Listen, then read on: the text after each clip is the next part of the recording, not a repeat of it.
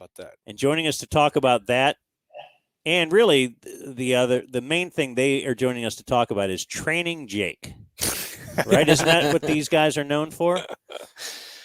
Yeah. Bobby and Brandon Stroupe, who are Jake's personal trainers. Everything he is today is thanks to them. No, don't use me as an advertisement right now. But there was a time.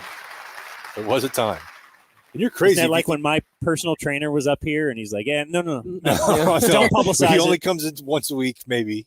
Yeah. That's great. No, but we've had Bobby on the show before. Brandon is probably my most frequent text friend, where we just complain about life.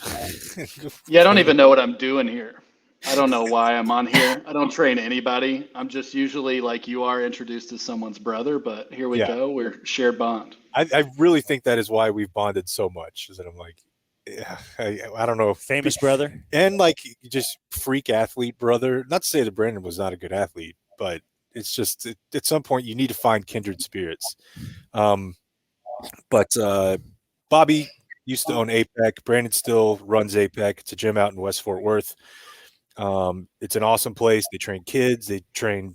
The most interesting thing I thought whenever I first started going there is I wish someone would have taught me the proper way to run when I was like 6 or 7.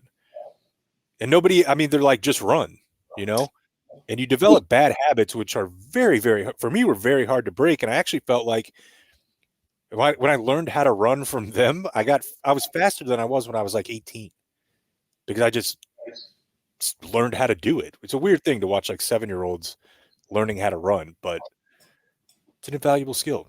I think it makes sense, but I mean, in hockey, you learn how to skate first.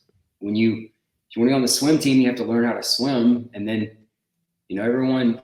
You wouldn't believe the amount of resistance that we get from coaching speed and things like that, because everyone's like, it's just you're paying someone to run. I'm like, why would you not want to learn how to run? It is weird. Every sport that you're standing up, but we're frauds because we're trying to do speed camp over here, and yet every other sport in the world you learn how to do the fundamental skill first. So how Jake mentioned, like when you're 6, are people bringing in 6-year-olds to train? Yeah, so we got programs for kindergarten through 2nd grade, and 3rd through 5th, and then middle school. And this isn't like a military program. It's just age appropriate, long-term athletic development targets with things that are realistic.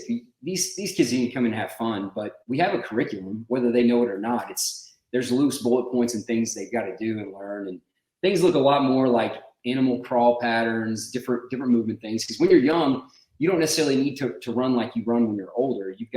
There's formation of the foot and different things that's got to happen. And so all these nerdy things, but really it's more about just getting the body to grow and neural pathways and things like that. And Brandon's job is to get people in the groups, and then our job is to have the right training for it to work. So. Yeah, now we do get the parent that'll just say, hey, I need someone that needs to train like Patrick needs to train. They need a quarterback coach. Who do you recommend for that? And we go through the conversation, and then at the end they'll say, oh, he's 7 years old. And I'll say, well, you need to go home. You need to leave me alone, and we don't need to do that here. There's a good way to do that, but there's also a lot of people that reach out thinking they need 40 hours of quarterback training at 7, which is just not what we're going to do. Yeah, that's what's interesting about the Patrick thing is I imagine it's been great for business, but also brought in a lot of people that are really annoying as parents. It's not really that good for business. This is a crazy thing. I think Dan might like this because it's interesting, and I've heard a lot of his business talks. But basically, when you have somebody like him, it's really polarizing because there's 2 things that happen. One, there's a group of parents, especially mothers, that will say, well, if they work with this person, why would they care about my kids? So then you lose that whole population of people that think that way. And then the next thing is, I want the same attention that he's getting, and if I'm not, I'm definitely not going there. So that's another population you completely lose. And then if someone has this type of personality where they feel like they want to be, competitive with someone like Patrick, or they're on the track that they're better than him, then they really rival you and don't want to come to you.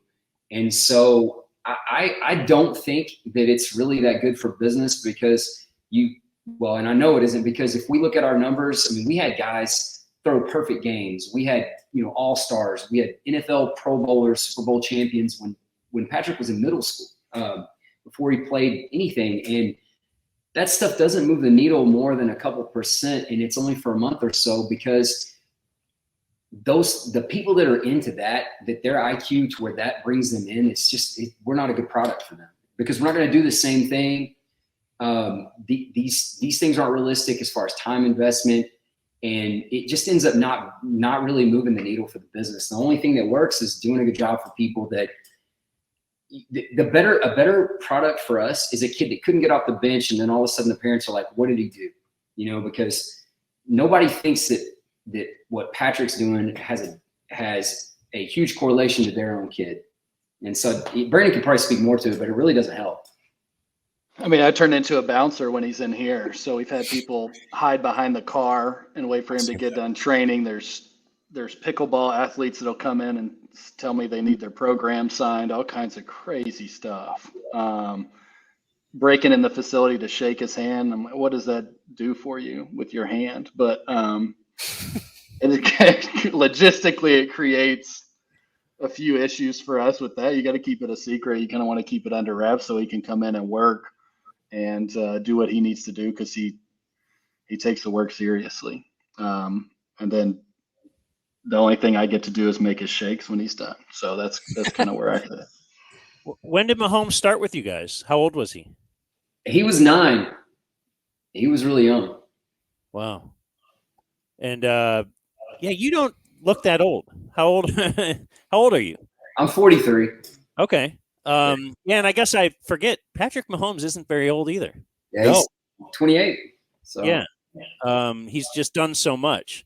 And I saw you on we were talking earlier. What's that documentary? I think it's just the quarterback. It's called Quarterback. Yep. The Netflix documentary, and just, I guess, talk a little bit about maybe, some of the different things.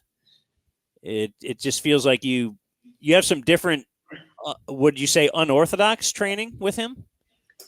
Yeah, I think it's out of the box, and I think some people kind of regard me as a bit of a pirate in this whole thing. I don't really fit with the therapists or the trainers, and it's a little bit different. But I think more than anything, since he's my primary focus, it's watching how he likes to play the game, and we've got to come up with ways. Like, I'm not going to change the way he's playing this thing, so I've got to come up with ways to safeguard him or give him any type of tools that I can to continue to play it the way he wants to. And so I've had to learn the hard way about things that matter and things that don't with him.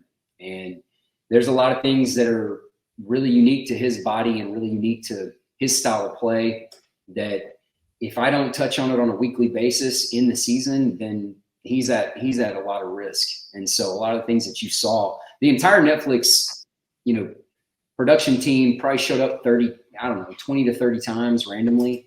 And some of these times it's 5 a.m, sometimes 2 p.m, or late at night.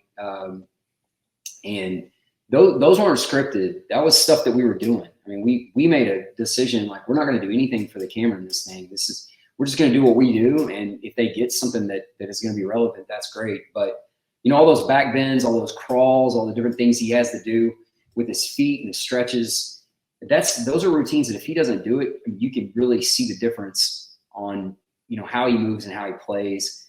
And that's how all that stuff came about. It's not just something like, this is what we do. It more or less is, a lot of that was reactive to things that we had to do to either rehab him at certain points, or it was a guess at preparation for how he likes to do things. Speaking of the rehab thing, I mean, it must just be constant having to keep him right, through the season. It feels like he's able to do what he does because he's able to fight through injury at such a high level. I mean, how often do you guys work? Like, is it dependent on how his body's feeling, or I don't know. It's interesting to me how to get a quarterback through an entire NFL season. Yeah, the off season's easy because you're 5 days a week, unless he's gone or out of town, and then you plan to work him harder in those spurts where he's going to be missing. But in the in season, we generally schedule, if it's a Sunday to Sunday week, we're going to have an A day, a B day, a C day. So that's going to be your Monday, Tuesday, and Friday. that's going to be, if everything's perfect world, that's what we're doing. Now when he's hurt, all bets are off, and we're going to do as much as we have to do, anytime that we need to do it to get him ready. Like last year was a nightmare. I mean, it was an MVP season, but he had the first game, he had a high ankle sprain on the right. Then he had an MCL sprain. He had a fibular upslip, which is like not technically a fracture, but it's pretty intense. Then he had a fractured left wrist, which no one knew about and couldn't. I mean, it was on the injury report wrist, but it was a big problem in his non-throwing hand. He had a neck issue. Then he got hit by Bosa, and he had a back issue. And it was every week. It was a challenge to be able to sprint full speed by Friday. And then you get to the playoffs, and you guys saw what happened. We couldn't really keep that under wraps, and that was around the clock, 2 times a day. And we knew we had to hurt him more physically to get him ready to play, and we knew we were going to have to fix it in the offseason. This year's completely different. He has not had anything, knock on wood, that's been a problem. There's been other problems that everybody can see, right? But it's been a way different season from a physical standpoint. It's been a dream. It couldn't be better. I mean, right now and in the playoffs, hopefully you can see it, is he's feeling great. His body's light. He's healthy, and he has never been this healthy in a Super Bowl. So it's a contrast to 2 different years, and a lot of that's luck, and a lot of that has to do with the offensive line and the play calling, and Patrick being more aware of what to do with the ball, and even if you're in a situation where you're losing a game. So it's been different, that's for sure. All right, when you mentioned high ankle sprain, that triggers like a memory of mine, and if you know me, then you know that's shaky. So was that the injury against the Browns when they still ended up winning with their backup quarterback, and people saying he shouldn't have been ready in a week? Was that what he had? Was that a couple years ago? That was 3 years ago, and that was when the guy twisted his neck. It looked like a UFC move, and it basically gave him. He kind of went unconscious for a second. It wasn't a concussion. He got choked out. That game he had to come out, but he also broke his foot in that game in the first quarter. And so that was a mess. And the next week he played, and everyone was up, well, he had a concussion. We didn't have a concussion. He got choked out. You can kind of see the play of a really dirty play. And then, Chad Henne did, but took him all the way through the game, and they won. And then they ended up getting beaten by Tampa Bay badly in the Super Bowl. We had that year we had 7 offensive linemen out. And I'm not making excuses, but you've never seen a team in the Super Bowl on their 8th through. No, he had no time. Oh, it was insane. So he broke his foot? Yeah, he broke his foot. So he fractured what's called your plantar plate, and he was on the verge of a Liz Frank, but then he also severed 3 or 4 different tissues because he got stepped on and it created the fracture. And he kept playing, and they ran option and did some things. And when you play on a broken foot like that and you're running full speed, anytime you get above 5 meters per second and you've got a fracture, things are going to tear. It's like running down the road on a flat tire. You're messing things up. And so we had to spend that entire offseason. He had reconstructive surgery and all these different things. And we had to spend that entire offseason just getting him to where he could even move his foot correctly. So the next year was a pretty big challenge. But last year, remember the Jacksonville game where the guy purposely fell on his ankle, like rolled him up, and he couldn't walk. He had to come out of the game again. Chad Henne played. And then he came back in the fourth quarter and led them on a couple touchdown drives hurt. He was hopping around, literally hopping and throwing the ball. And then the next week we had the Bengals, and then, in the Eagles, he broke a couple runs with his ankle. And we had to pay for it all offseason, but it's, what are you going to do?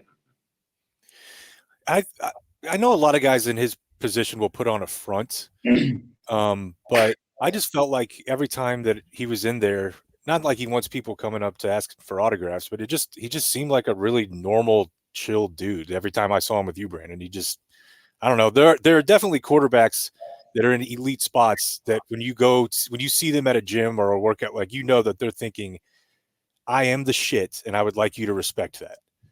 And I just never got that vibe from him.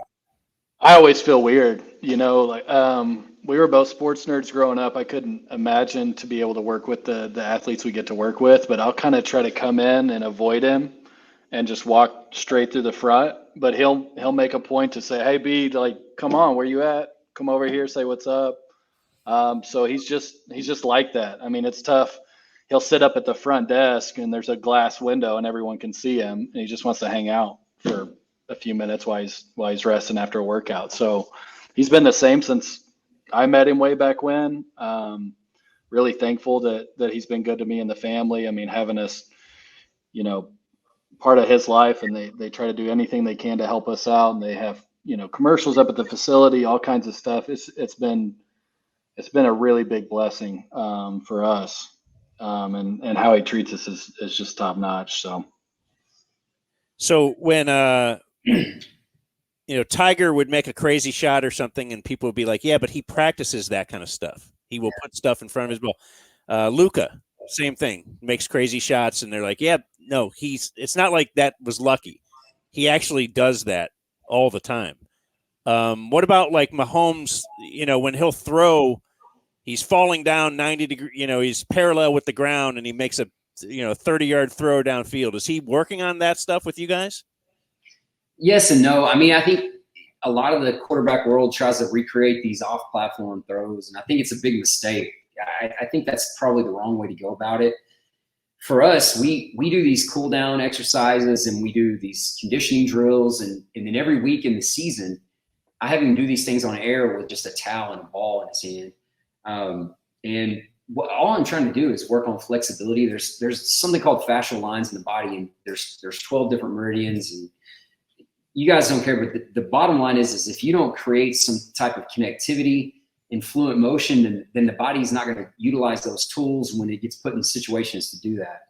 And so what we'll do is have him move in certain movement patterns, like maybe just a basic skip. And then I'm moving along the side on the right. And then if I say ball, then he just gets the ball out. So it doesn't matter what angle it is, his job is just to get the ball out. And then I may have him in a cross and front pattern, and I may be behind him and I call ball, and he just turns around and throws it that way. So I'd be lying if I told you that we didn't work on these things, but it's not like we're doing quarterback drills. It's just to keep his body loose, keep him flowing, because he's an athlete that's kind of like, he's very comparable to Luka as far as the way he moves, in my opinion. And that these guys got to get in a flow and a rhythm, and they're creative personalities that if you box them up or you give them this technical model, like if I try to make him, if I was rigid and hit him over the head every week, like you got to throw the ball like Peyton Manning, you need to hold the ball high and tight and throw the ball down over the head. It would be a disaster. That's not who he is. So one of the things that I have to do is try to make sure that he moves freely and feels like he can do all these things, and he can feel with his body that, yeah, I am fluid. It's almost like a shortstop in the way he likes to move. And so we do work on it, and I think Jake's seen some of that, locomotion protocols that we call it. And man, I can't tell you how many times that I've just been sitting there and he's throwing the ball behind his back and hit me in the chest or bounce it off my head or my hands. Like I don't even always, and I'm there all the time, and I don't ever expect some of these things. But the best throws I've ever seen this guy make have not been in the game. I've seen him out on the field, just him freelancing and doing this stuff. So to answer your question, Dan, I don't think that those things he's doing out there, that's not the first time he's done it. I mean, I've seen it since he's been young. Well, the yelling ball thing makes sense. Like now you're throwing it now. Yeah. Wherever you are, and that sometimes happens in a game. Yeah. Yeah. Yeah. Yeah. What separates him is I feel like when he's out there, he always feels like something's going to come open. Either I'm going to be able to run it, I'm going to pitch it to this guy. If that's not open, I'll just do this. I don't think he ever feels like the door is closed on a play. And I think that point guard, type of mentality, I think that serves him. I think he plays the position like a point guard. Well, boys, it's been fun to catch up. I got a little bit more. Okay. If we could give closing remarks. I don't know if we're keeping you guys too long. I'm just wondering overall training, because obviously Mahomes, I'm pretty sure he played a bunch of baseball too, and I don't know if he also played other sports. But you guys see the crazy parent. I've seen it at a very low level. But like, what age do you guys say you should start specializing? Brandon? Yeah, I think give him a parent story without mentioning names. Because that's I got to think be a common thing. Like, it's my a kids super start playing common football thing. now, and that's it. I think what we recommend, we don't start doing sports specific training until they get into high school, right? All the studies, everything, multi-sport athletes always make it further. You got to have the creativity in there. You've got to give your body time to see what it can do, and translate that to other sports. But we start that training in high school. I mean, but like I said earlier, people want their kid getting quarterback training when they're 6 years old. And now we have baseball players that play 10 months out of the year. We're having UCLs at 15 years old. Like I'm having kids rehab UCLs at 15 and 16 now. And there just gets to a point where it's too much too soon. And you got to let kids be kids. I think what we fight a little bit is that when we were little, we would just go out in the neighborhood. We're from a small town. You're playing sandlot baseball, okay, or you're playing basketball that day. You're playing out in the yard. I just don't think kids get that kind of interaction and play those sports that way anymore. I think it's just got Make to your be own a lot more football organized. field, the trees at the goal line, and the driveways the goal line. Yeah. Yeah, we were battling out there. Bobby's friends were beating the hell out of me. That stuff was happening from when I was young. But I just don't think kids get that exposure. So they'll just, hey, this kid, he likes doing this. I'm going to put him in this, and he's going to do it all year. Yeah. So that's not super healthy. And get burnt out. Yeah. I don't think they should specialize till their junior year of high school. I think some girls, maybe their sophomore year, the gymnastics track is early, but there's plenty of evidence. I mean, we have seen, I don't know, at this point, 180 athletes make professional sports in 6 different sports that we started with a lot of these kids in 4th grade, 3rd grade, and the majority of them don't specialize in that sport till they're sophomores or juniors in high school. And a lot of people will argue with me, and I'll tell them, that's fine, but you haven't seen it. We've seen like 50,000 athletes. So I can tell you you're wrong. I can say, no, you're wrong. I've seen girls go play Division I that never played the sport, never did select anything. And I just don't buy the specialization thing is kind of, in my mind, it's a fear of missing out thing. And there's no research that says that it's effective. The 10,000 hour rule thing, that was a violins, and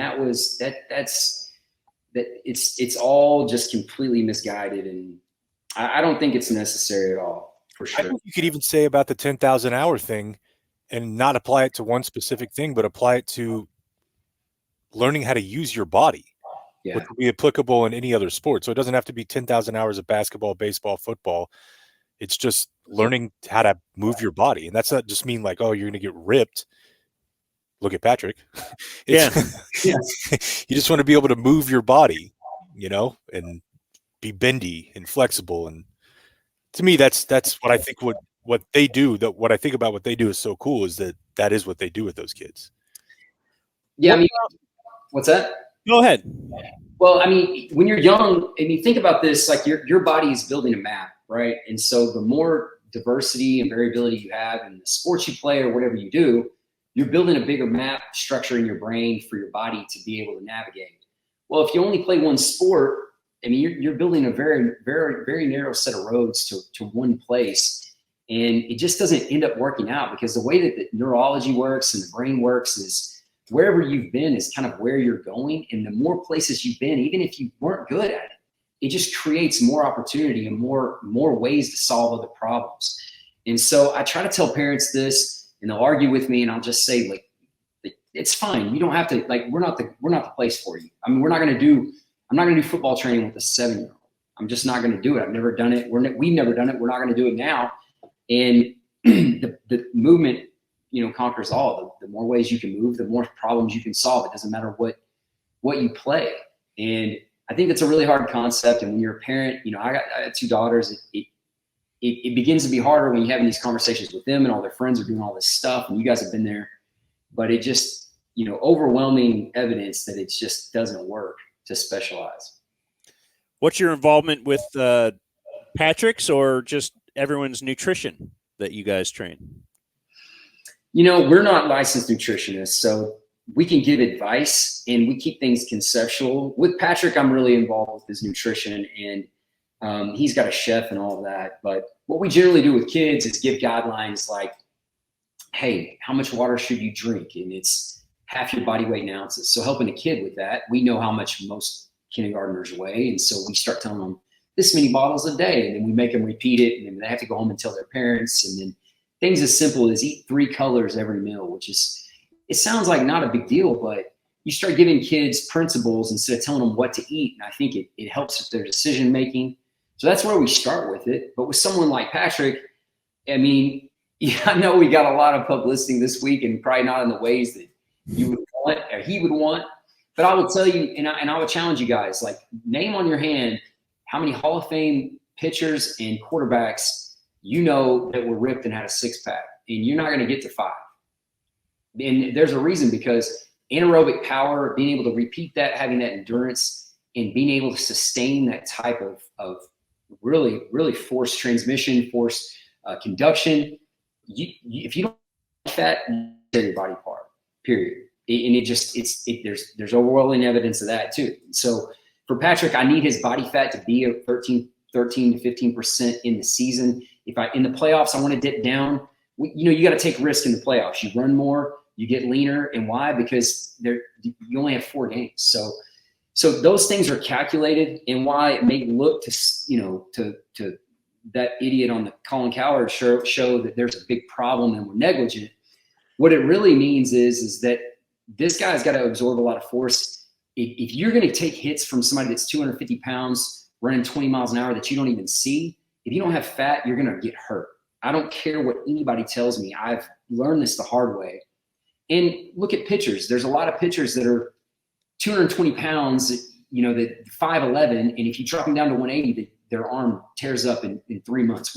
I know this because we've done it. We've had teams say, hey, I need this guy to get lean. They get lean, they blow their arm out like in 3 months. And I've just learned that the body needs body fat.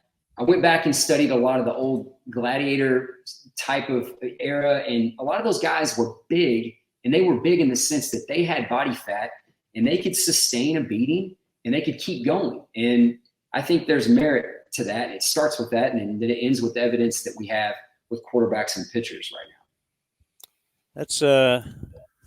That's good. You need to be Luka's spokesman at the beginning of the season when he's like, look, I need a little of this. Basketball's a little different. It's a little different. Do you have Taylor Swift's number in your phone? All right. First off, no. But if I did, I wouldn't tell you. Okay. But it is very funny though that his wife was like, she was an intern, right? Yeah, Brittany. When I first started there, I'm walking in at 5 or 6 o'clock in the morning, and there's I guess she's kind of there to like make sure you're not coming in if you don't work out there, and then help them throughout the day. And I'm like, hey, and now she's like friends with the most famous person on the planet. She loves Brandon. I mean, she loves Brandon. They both do. Neither one of them enjoy their time with me as much because I'm the one that's on them all the time. But she loves. I only asked her to clean the windows one time. I learned not to do that again pretty quickly. But yeah, they're great to me. They let me meet the baby and all that stuff. I'm the fun guy. I don't have to train anybody or hold them accountable. I get kind of chubby too. We love it. So. And this is my last thing, I think. Did Jake catch a pass from Patrick Mahomes? Because he says that about every 5 minutes or so. He'll tell me. I saw. How did you not see the video? They think it's like AI or it's doctored or something, I'm sure. But yeah, you could do anything with it. Not only did he catch a pass from Patrick, it was I think he was running backwards and turned around. Yeah, you never know. Yeah, and then you caught one from Jalen Hurts as well. No, it was why am I blanking? Not Shane Buechele. Sam Ehlinger? It was Ehlinger, yeah. Yeah. I thought Jalen was there that day. I don't remember, but yeah. That was cool watching. That's kind of like the stuff Bobby was talking about he does with them. Like they're just out there on their it's like a little side field doing crazy stuff. I once dropped a pass from Stephen McGee. That's my there you go. So did a lot of Aggies, but I've never seen somebody catch like Jake did. He almost hit the ground. He stuck his arm straight up and he dropped to the floor. He collapsed. I was so scared.